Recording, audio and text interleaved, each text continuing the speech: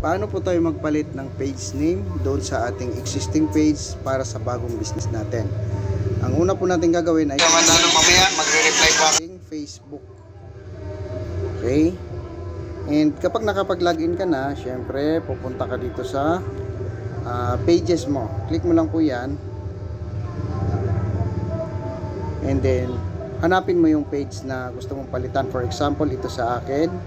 So sample lang po ito. Dapat po is-switch account po. Okay? Yan. Pag nandiyan ka na, pindutin mo na lang ito.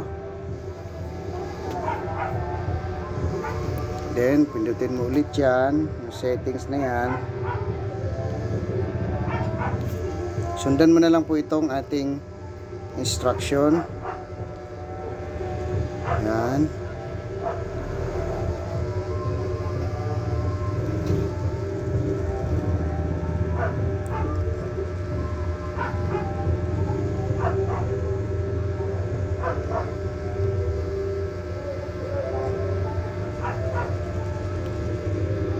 Click mo rin yan. At yan, pwede ka na magpalit. So, palitan mo na lang dito. Ito mismo. Pwede mo nang palitan ng page name yan. So, 60 days po tayo bago makapagpalit ulit ng page name natin.